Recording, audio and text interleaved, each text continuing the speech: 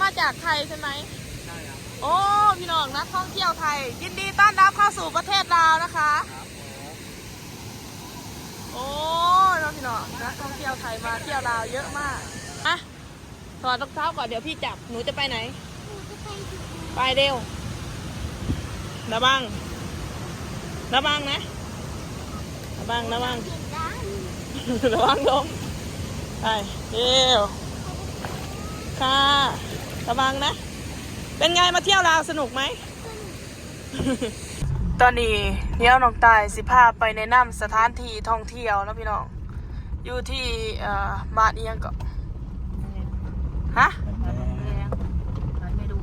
ตาดเอียงก็ตาดเมดูนะพี่น้องอยู่เมืองปากซองนะพี่น้องมวนตัดมวนเนาะ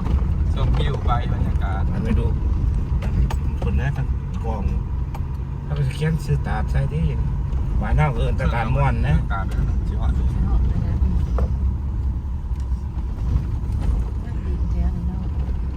ก็ประคามเปาะหมดเนี่ยเลยกฤษณาก็เป็นดอกเพราะงามหนาวเนี่ยมันเป็นดอกสีตายเลยโอ้ยไปกับเขาไปทางไหนเลยได้ดอกสกุลาเอ้ก็มีเนี่ยตันอันเก็บเงินกันดินนะเนาะไปดินปลูกสิเขาเก็บเงินขั้นเท่าไหร่นี่ใช่ไหมจากแม่บอกเขาเคยมาจริงๆนะพี่น้องเดี๋ยวสิเบิ่งกันว่าเพิ่นจะเก็บเงินค่าเขาเท่าไหร่เนาะอ้าวเก็บเงินค่าเขาน้ำพันวาสิไหมเนาะผู้ใดเขาพาพื้นมันหมดเวลาว้าอันนี้เป็นอย่างคาเฟ่บ่พี่น้องเขาจะตันเนาะผมมีคนมาลงมาเก็บบ่พี่น้องเดี๋ยวเบิ่งว่าเพิ่นจะเก็บเท่าไหร่เนาะใช่เลยคน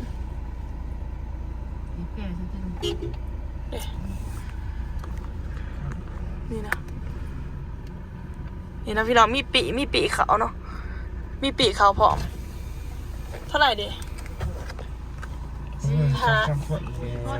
บัตรตัวเองเนี่ย30มาเบิ่ง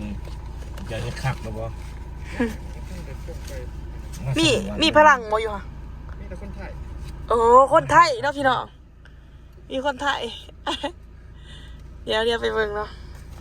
มีคนไทยจะแบบพวกไอ้ใหญ่แล้วที่มาบ้านนี้บ่จักเพิ่นว่ามีแต่คนไทยนะพี่น้องนักท่องเที่ยวโอ้โหไทยมีทางของไทยนี่อยู่ไกลซื่อๆเนี่ยบ่ได้มาแต่ข้าวแกบมาแต่ข้าวจีนปลูกผักเนาะพี่น้องเพิ่นว่ามีแต่คนไทยเพิ่นมาเนาะส่วนนั้นนักท่องเที่ยวไทยพี่น้องลาวไทยพี่น้องกันคือเพิ่นมาดีได้เนี่ยเพิ่นมาเที่ยวบ่มีเด้อพี่น้องบ่มีดอกกองร้อนหั่นที่ว่าเห็นน้องตาเห็นคอมเมนต์เนาะว่าเหยื่อมาแล้วค่ะบ่แม่นเด้อพี่น้องมันมีแต่แถวเขตชนบทพุ่นแต่ว่าแถวนี้บ่มีแน่นอนน้องตายกล้ารับประกันเด้อเพราะว่าถามมาแบบถือกฎหมายนะพี่น้องมาแบบถือกฎหมายจะบ่มีแน่นอนนักท่องเที่ยวก็คือผู้ที่เพิ่นนำเงินเขามาให้เขามาสร้างรายได้ให้กับประเทศเฮาเนาะเพราะว่าเพิ่นมาท่องเที่ยวเนี่ยพี่น้องเพิ่นก็จะใส่งบใส่หยังซื้ออาหารหั่นแหละเนาะก็เอิ้นว่าการกระตุ้นเศรษฐกิจแม่นก็เอิ้นว่าการกระตุ้นเศรษฐกิจนะพี่น้องเดี๋ยวลองตายสิพามาแนะนำเนาะสำหรับผู้ใดที่อยากมาเที่ยวมีไกด์นำเที่ยวเด้อพี่น้องนี่สามารถจ้างระบ่าวนี่ได้เนาะคนไทยอยากมาเที่ยวนะแบบว่าบ่มีรถเนาะอยากมานอนอยู่เพื่อนเพิ่นก็ได้บ่ระบ่าวแม่นแต่ว่าเพิ่นจะเป็นไกด์นำเที่ยวให้เนาะพี่น้องแล้วภาษาเวียงไงภาษาคำไทยเพิ่นสิพามาเป็นไกด์นำเที่ยวค่านำเที่ยวก็บ่แพงดอกพี่น้องเอ้ยกันเองใครอยากมาเที่ยวติดต่อน้องตายเด้อเดี๋ยวน้องตายสิติดต่อระบ่าวให้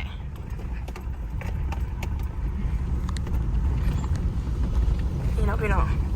ทางเขามีกล่องวงจรนำนี่เนาะอันนี้ก็จะเป็นกล่องวงจรตั้งอยู่ตรงไหนวะต้องไหลอยู่เขาเอาลงอยู่บ่โดดนะจะร่วมนะผมจะเคยมาจากเที่ยวมั้งสำรวจพี่น้องเดี๋ยวดูกะอีแล้ว น้องตายถามเขาบางอย่างเขาว่ามีแต่คนไทยเนาะ เห็นเคยอยู่เนาะลูกเอาลูก พี่น้อง เดี๋ยวได้เกิดคลิปกันได้เดี๋ยวได้พี่น้ำมาถือว่าตามก็จะ เดี๋ยวเสียลงเลยป่ะ มีนักท่องเที่ยวว่า แต่ว่าแล้วเสียลงเลยบนรถ ไทยพี่น้องเขามาเที่ยวลาวเนาะ แม่น มาดูกันว่าจะมีนักท่องเที่ยวไทยลายขนาดไหนเนาะอยู่ในตลาดลาวเนาะตอนนี้ก็กำลัง ไกลวัดอภัย ลงไป นี่นะพี่น้องอภัยเพิ่นพามานี่เด็กเอาลงมากกันละไอ้โดน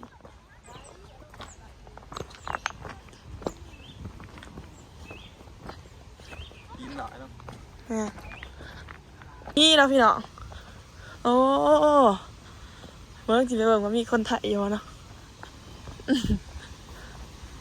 นี่เนาะจ้าอันนี้เขาเอาลงมากอะไรไปแม่ไปบอกเราเอาลงมาไปบอกเราเขาสิอันไหน ไม่ได้ลงมา บ่เขาอวยซื่อ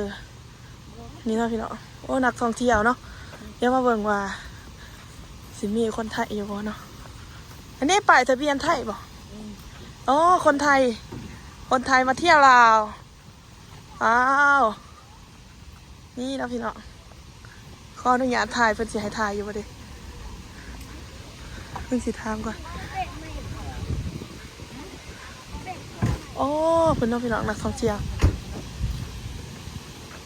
โอ้มีแต่รถคนไทยเลยนี่ว้าวโอ้น้ำตกโอ้นี่นะพี่น้องโห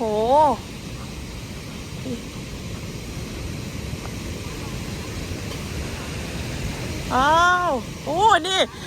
ทุ่งไทยคนไทยว้าวโอ้โห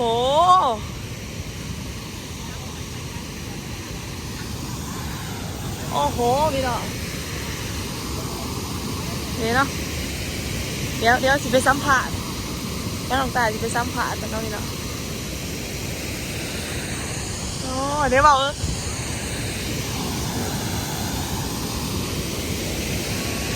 เดี๋ยวสิมาสัมผัสกันพี่น้องนี่ลุงไทยนี่โอ้โหโอ้คนเอารถมาลุยขนาดเลยนักท่องเที่ยวไทยเยอะมากทุกคนไทยเยอะมากอ้าวอีกแล้วก่อนนะคะเดี๋ยวสิลงไปเลยน้องบอกนี่เนาะเดี๋ยวสิขออนุญาตไปสัมผัสสวัสดีค่ะโอ้มาขออนุญาตถ่ายได้ไหมคะมาจากไทยใช่ไหมใช่ครับโอ้พี่น้องนักท่องเที่ยวไทยยินดีต้อนรับเข้าสู่ประเทศลาวนะคะโอ้น้องพี่น้องนักท่องเที่ยวไทยมาเที่ยวลาวเยอะมากนี่โอ้ดีแล้วพี่น้องเป็นมากว่าไทย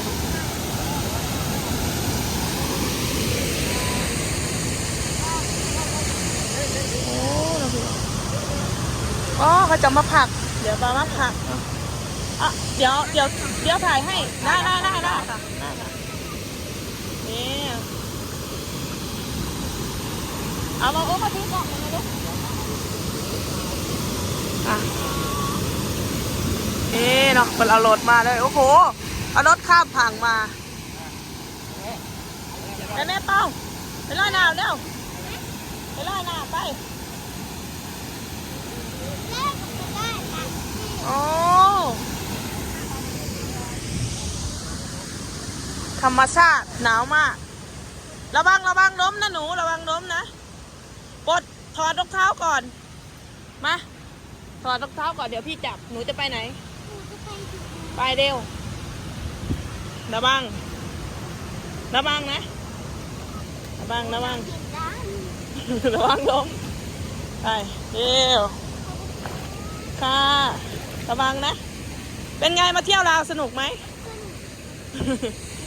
ระวังล้มนะน้ำมันแดงนะถอดรองเท้าโหสาวไทยน่ารักมากเลยทุกคน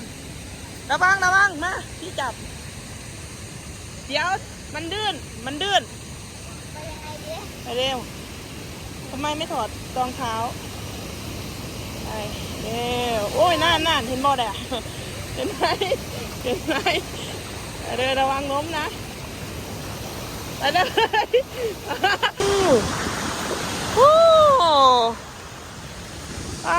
มีความสุขมากเลยทุกคน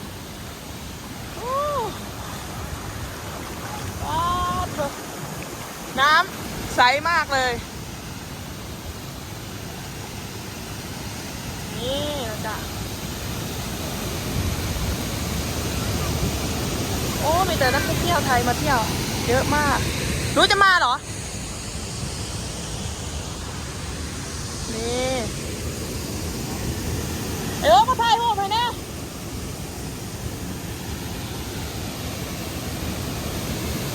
โอ้สนุกไหมคะมาเที่ยวลาว